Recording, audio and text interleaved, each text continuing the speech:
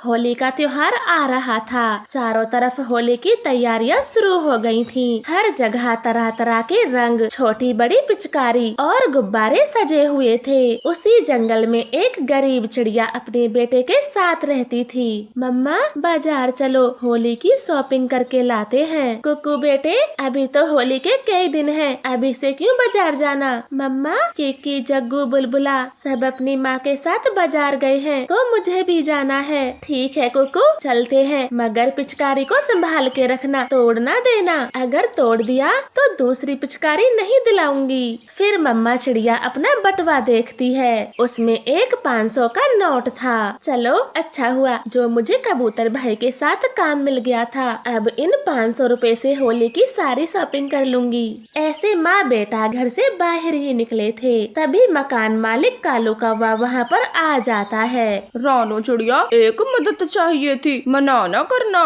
बोले कालू भैया, मैं गरीब आपकी क्या मदद कर सकती हूँ? मुझे तुरंत ही रुपए चाहिए, बहुत जरूरी काम करना है। लेकिन अभी तो मेरे पास बस 500 रुपए हैं और इनसे मैं होली का सामान खरीदने जा रही हूँ। कालू भैया, मैं नहीं दे पाऊंगी 500 रुपए। चिड़िया, एक तो हमारे घर में रहती हो, किराया भी लेट सेट देती हो, अगर मुझे उधार पैसे नहीं दिए तो घर से निकाल दूंगा। लेकिन कालू भैया, मेरा बेटा रो पड़ेगा, उसे होली का सामान खरीदना है। अरे, तुम अपने पैसे कल ले लेना, होली तो 2 दिन बाद है, आराम से सामान खरीद लेना। वो चिड़िया कालू कौवे को मना नहीं कर पाती, वो 500 का नोट उसे दे देती है। कालू कौवा तो पैसे लेकर वहाँ से चला जाता है। मम्मा, आपने कालू अंकल को पैसे क्यों दिए? अब मैं अपनी पिचकारी कहाँ से खरीदूंगा? कुकू बेटा, आप 2 दिन बाद होली का सामान खरीद लेना, कालू कौवा मकान मालिक है, मैं मना नहीं कर पाई। ऐसे मम्मा चिड़िया अपने बेटे को समझा देती है। 2 दिन बीत जाते हैं। चिड़िया पैसे लेने कालू कौवे के घर जाती है। गौरी मालकिन, कालू ने मुझसे 500 रुपए उधार लिए थे, बोल रहे थे बहुत जरूरी काम है। जरूरी काम? कौन सा काम था कालू, जो मुझे नहीं बताया? कालू कौवा तो चुप रहता है। कालू भैया, आप चुप क्यों हो? गौरी को बताते क्यों नहीं? आपने मुझसे 500 रुपए उधार लिए थे। हाँ कालू, अब बता भी दो, चिड़िया के रुपयों का क्या किया है? गौरी प्लीज, लड़ाई न करना, मैंने चिड़िया के पैसों की दारू पी ली। क्या कहा तुमने? फिर से दारू पी? मैं बात नहीं करूँगी, बहुत गुस्सा हूँ। कालू भैया, अब आपका जरूरी काम हो गया हो तो मेरे पैसे वापस कर दो, मेरा बच्चा रो रहा है। चिड़िया, मेरे पास पैसे होते तो मैं तुमसे क्यों मांगता? मेरे पास तो फूटी कौड़ी भी नहीं है। नहीं, ऐसा न बोले कालू, घर पे मेरा बेटा इंतजार कर रहा है, मुझे मेरे पैसे वापस दे दो। गौरी, तुम ही कुछ बोलो। चिड़िया, मैं कुछ नहीं जानती, तुम दोनों की बात है, दोनों आपस में निपट लो। छोटी चिड़िया, 500 रुपए किराए में कट जाएंगे, दोबारा से मुझसे पैसे मत मांगने आ जाना, वरना घर से निकाल दूंगा। ऐसे कालू कौवा धमकी देते हुए चिड़िया को घर से भगा देता है। अब क्या करूं? कुक्कू को क्या जवाब दूंगी? वो फिर से रोने लगेगा। एक काम करती हूँ, कबूतर से थोड़े पैसे मांगती हूँ। फिर चिड़िया अपने दोस्त कबूतर के घर जाती है, लेकिन त्योहार के दिन उसे कोई पैसे नहीं देता। घर में अकेला बैठा कुक्कू उसका इंतजार कर रहा था। मम्मा झूठी है, वो अभी तक घर नहीं लौटी, शाम होने को है, वो आज भी मेरे लिए कुछ लेकर नहीं आएंगी। बुरी मम्मा, दुनिया की सबसे बुरी मम्मा। कुकू ऐसे बोल रहा था। दरवाजे पर खड़ी रानो चिड़िया सब कुछ सुन रही थी, लेकिन चुप रहती है, क्योंकि उसे पैसे तो कहीं से मिले नहीं थे। फिर अगली सुबह कुकू नदी पर अकेला बैठा रो रहा था। पापा, आप मुझे छोड़कर कहाँ चले गए? मम्मा बहुत बुरी है, कुछ भी लेकर नहीं देती। प्लीज पापा, आप वापस लौट आएं, मैं आपको बहुत याद करता हूँ। कुकू ऐसे बार बार रोए जा रहा था। तभी उसके पास एक परी आती है। आज तो होली का दिन है, मस्ती का दिन है, और आप रो रहे हो क्यों? परी जी, मेरे पापा नहीं है, मम्मा कुछ दिलाती नहीं। अगर वो होते तो मुझे ढेर सारे रंग पिचकारी दिलाते। अब मेरे पास कुछ भी नहीं है, मैं तो होली भी नहीं खेल सकता। कुक्कू की ये बात सुनकर वो परी भी रोने लग जाती है। तब चिड़िया का बेटा कुक्कू उससे पूछता है, अरे परी जी, आप क्यों रोने लगी? क्या आपके भी पापा नहीं है? हाँ, मैं अकेली हूँ, मेरे माता पिता को एक भयंकर परी ने मार दिया। मैं तब से अकेली रहती हूँ। कम से कम आपकी माँ तो है, मैं तो बिल्कुल ही अकेली हूँ। नहीं परी जी, रोना बंद करें। मम्मा बोलती है इस दुनिया में कोई अकेला नहीं होता। क्या तुम मेरी पक्की दोस्त बनोगी? मेरी मम्मा भी बहुत अच्छी है। क्यों नहीं, आज से हम पक्के दोस्त हुए। चलो हम दोनों होली खेलते हैं। लेकिन दोस्त, हमारे पास तो कुछ भी नहीं है, हम होली कैसे खेलेंगे? फिर जादुई परी अपनी छड़ी घुमाती है और ढेर सारे रंग पिचकारी ले आती है। कुक्कू और परी एक दूसरे के साथ खूब होली खेलते हैं। वो कभी पिचकारी मारते तो कभी गुलाल लगाते। बस करें परी, अब घर चलते हैं, मेरी मम्मा के साथ होली खेलेंगे। फिर वो सारा रंग लेकर अपने घर आ जाता है। कुक्कू और परी मम्मा चिड़िया पर खूब रंग लगाते हैं। वो पिचकारी मारते हैं और चिड़िया का रंग पूरी तरह से बदल देते हैं। मम्मा, ये मेरी दोस्त है, इनका नाम डिम्पल परी है और ये सारा सामान मुझे परी ने ही दिया है। परी जी, आपका बहुत बहुत धन्यवाद जो मेरे गरीब बेटे की दोस्त बनी, उसके साथ होली खेली, वरना आज के दिन भी मेरा बेटा उदास ही रहता।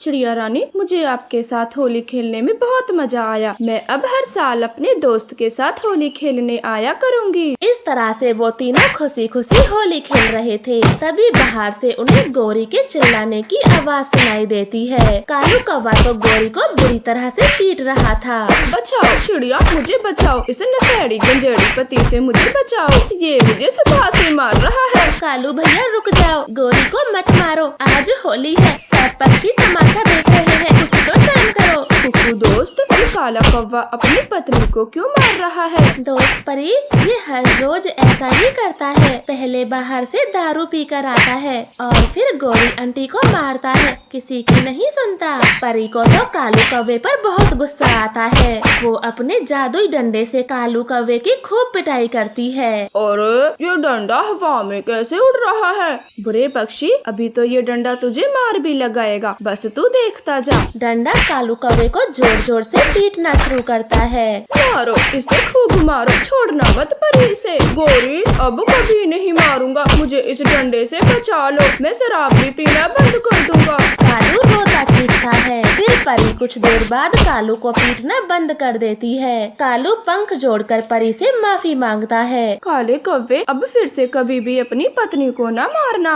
फिर गोरी कौवी भी परी को खूब रंग लगाती है। वो सब मिलकर होली का त्योहार मनाते हैं। आपका धन्यवाद। आज स्कूल में नई मैडम आई थी जिसका नाम गोरी कवि था। गोरी टीचर बच्चों पर जरा भी दया नहीं दिखाती, वो बहुत गुस्से वाली थी। तोते के बच्चे, तुम खड़े हो जाओ, तुम्हारे जूते कहाँ हैं? मैडम जी, मेरे जूते टूट गए। टूट गए तो नए ले आओ, अपनी माँ से कहो, वो नए जूते ला कर देगी तुम्हें। मैडम जी, मेरी माँ कई दिनों से बीमार है, इसलिए वो जूते नहीं ला सकी। जब जूते ही नहीं हैं, तो स्कूल में क्यों आते हो? सजा मिलेगी, पूरे 10 डंडे लगेंगे। गोरी कवि को उस छोटे बच्चे पर कोई दया नहीं आती। वो उसके पंख में जोर जोर से 10 डंडे मारती है। टीचर के इस बर्ताव को देखकर सारे स्टूडेंट डर जाते हैं। फिर अगली सुबह तोते का बच्चा अपनी माँ से बोलता है, मम्मा मम्मा, मैं आज स्कूल नहीं जाऊंगा, पहले आप मुझे नए जूते ला कर दें। बेटे, मैं ला दूंगी तुम्हें नए जूते, मगर इस समय मेरे पास पैसे नहीं हैं। बुलबुल डॉक्टर के भी उधारे हैं। मम्मा ये देखें मेरे पंखों को, कल टीचर जी ने जूते ना होने की वजह से मुझे डंडे मारे। मैं अब तभी स्कूल जाऊंगा जब नए जूते आ जाएंगे। पंख पे डंडे के निशान पड़ गए थे, जिन्हें देखकर माँ को बहुत दुख होता है। ठीक है मेरे बच्चे, आप ना जाएं, मैं आज कैसे भी करके नए जूते ला दूंगी। फिर हरी तोती अपनी पड़ोसी रानो चिड़िया से कुछ पैसे उधार मांगती है और अपने बेटे के लिए नए जूते ले आती है। फिर एक दिन सुबह सुबह चिड़िया की बेटी अपने दोस्त से बातें करती है। गुड़िया, मैंने सुना है तुम अगले साल स्कूल से निकल जाओगी। हाँ किकी, मैं अगले साल अपनी नानी के घर जाऊंगी और वहीं से अपनी पढ़ाई करूंगी। लेकिन क्यों? यहाँ भी तो तुम पढ़ सकती हो। नहीं, मेरी नानी वहाँ अकेली रहती है, उनका अकेले मन नहीं लगता, इसलिए मम्मा मुझे भेज रही हैं और मुझे नानी के साथ रहना बहुत पसंद है। लेकिन गुड़िया, मेरा मन तो तुमसे लगता है और तुम ही मुझे छोड़कर चली जाओगी तो मेरा मन कैसे लगेगा। उनकी ये बातें गौरी टीचर सुन रही थी। वो नजदीक आकर बोलती है, शाबाश गुड़िया, तुम मेरी ही क्लास की स्टूडेंट हो ना। और तुम लड़के पक्षी, यहाँ से जाओ। तो स्कूल में पढ़ने की जगह तुम ये सब करती हो। रुको, अभी तुम्हारी माँ को बुलाती हूँ, वो ही खबर लेंगी तेरी। नहीं मैडम जी, मम्मा को ना बुलाएं। और हम दोनों तो बस बातें कर रहे थे। मैं सब जानती हूँ तुम दोनों कैसे बातें कर रहे थे। रुको, अभी तुम्हारी माँ को बुलाती हूँ। नहीं टीचर जी, मम्मा को ना बुलाएं, वो खामेखा परेशान होंगी। बात तो सही है, इसकी माँ को बुलाकर मुझे क्या मिलेगा। एक काम करती हूँ, इसी बहाने थोड़े पैसे ले लेती हूँ। ठीक है, मैं तेरी माँ को नहीं बुलाऊंगी, बस 1000 रुपए मुझे दे देना। ऐसे बोलकर गौरी कव्वी वहाँ से चली जाती है। दोपहर को गुड़िया स्कूल से घर आती है। उसे गौरी कव्वी को देने के लिए 1000 रुपए चाहिए थे। मेरे पास तो 50 रुपए हैं, 1000 कहाँ से दूंगी। फिर गुड़िया अपनी माँ के संदूक से 1000 रुपए निकाल लेती है और अपने बैग में छुपा लेती है। कुछ देर बाद मम्मा चिड़िया संदूक खोलती है। अरे मेरे रुपए कहाँ गए? मैंने तो यहीं रखे थे, अब कहाँ चले गए? ऐसे चिड़िया अपनी बेटी को आवाज लगाती है। गुड़िया डरती हुई आती है। गुड़िया बेटी, मैंने यहाँ 1000 रुपए रखे थे, तुमने कहीं देखे हैं? नहीं माँ, आपके संदूक को मैं क्यों खोलूंगी, मुझे नहीं पता।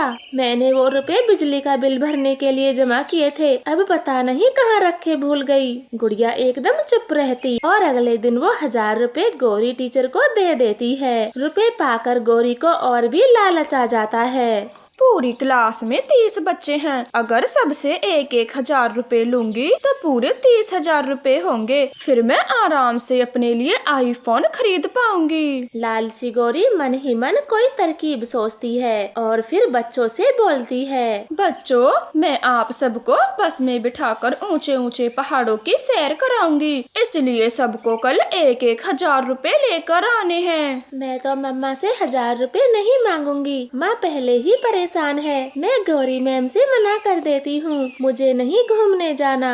ऐसे सोचकर गुड़िया बोलती है, मैडम जी, मुझे ऊंचाइयों से डर लगता है, इसलिए मैं नहीं जाऊंगी। हाँ, ठीक है, डर लगता है तो मत जाना, लेकिन रुपए तो देने होंगे, स्कूल के नियम हैं। सारे बच्चे भूल मत जाना, कल सबको पैसे लेकर आने हैं, वरना बहुत पीटूंगी। फिर छुट्टी हो जाती है। सब बच्चे अपने अपने घर चले जाते हैं और अपने माता पिता से पैसे मांगते हैं। बेटे, तुम्हें तो पता है मैं कई दिनों से बीमार थी, इसीलिए घर में पैसे नहीं है, तुम जाने से मना कर देना। 1000 रुपए कहाँ से लाऊं? गुड़िया बेटी, हम इतने अमीर नहीं हैं जो 1000 रुपए घूमने के लिए दें। अपनी मैडम से बोल देना, मुझे नहीं जाना। माँ, मैंने मना किया था, लेकिन स्कूल के नियम हैं, पैसे देने ही होंगे। ठीक है, मैं देखती हूँ। फिर दूसरे दिन क्लास में गौरी टीचर आती है। जो बच्चे पैसे लेकर आए थे वो गौरी कव्वी को दे देते हैं। क्यों गुड़िया तोते,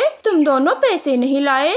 टीचर जी, मेरी माँ बीमार थी, इसीलिए उनके पास पैसे नहीं हैं। और टीचर जी, मेरी मम्मा ने भी मुझे पैसे नहीं दिए। गौरी कव्वी को दोनों बच्चों पर बहुत गुस्सा आ रहा था। वो उनको कड़ी सजा देना चाहती। बाहर तेज बारिश हो रही थी और ठंडी ठंडी हवाएं भी चल रही थीं। तुम दोनों क्लास से बाहर निकलो और जब तक बारिश बंद ना हो जाए तब तक क्लास में मत आना। बच्चों, इनको बाहर निकालो। फिर दो बच्चे गुड़िया और हरी तोते के बच्चे को बारिश में खड़ा कर देते हैं। बारिश तेज थी, बच्चों को बहुत ठंड लगती है। छुट्टी हो जाती है, लेकिन गौरी कव्वी उन दोनों को घर भी नहीं जाने देती। गौरी टीचर जी, हमें बहुत ठंड लग रही है, अब तो छुट्टी भी हो गई, हमें घर जाने दें। नहीं, अभी नहीं, एक बार की बात समझ नहीं आती, अब चुपचाप खड़े रहो। बारिश रुक जाए तो ही जाना घर। मैं ऑफिस रूम में ही हूँ, कोई चालाकी की तो तुम दोनों की खैर नहीं। ऐसे गौरी कव्वी दोनों बच्चों को बारिश बंद होने तक घर भी नहीं जाने देती। दोनों बच्चे रो रहे थे और बारिश रुकने का इंतजार करते हैं। गुड़िया को तेज बुखार हो गया था। वो सारी बातें अपनी मम्मा को बता देती है। अगले दिन रानो और हरियाली दोनों मिलकर गौरी की शिकायत प्रिंसिपल से करती हैं। प्रिंसिपल जी, बच्चों ने 1000 रुपए नहीं दिए तो गौरी मैडम ने उन्हें बारिश में खड़ा रखा। कल जल्द से ही दोनों बच्चे आग की तरह जल रहे हैं। उन्हें बहुत तेज बुखार है। 1000 रुपए? गौरी मैडम, किस बात के 1000 रुपए लिए आपने? अब गौरी कभी क्या बोलती, उसका भांडा जो फूट चुका था वो तो चुप रहती है। तुम बच्चों को पढ़ाने के लायक नहीं हो। आज तुम्हारी गंदी हरकतों की वजह से दोनों बच्चे बीमार हैं। अब इस स्कूल में कभी मत आना, भागो यहाँ से। इस तरह से गौरी को अपने लालच की बड़ी सजा मिलती है। यहाँ तक कि अब उसे कोई भी अपने स्कूल में टीचर नहीं रखता, वो नौकरी से हटा दी जाती है।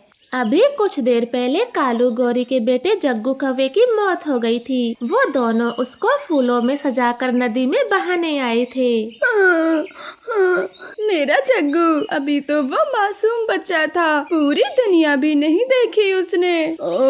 हमारा जग्गू बेटा हमें छोड़ के चला गया, ये मैंने कभी सपने में भी नहीं सोचा था। हे भगवान, मेरे बेटे से पहले तुम मेरी जान ले लेते, मेरे बेटे को क्यों लिया?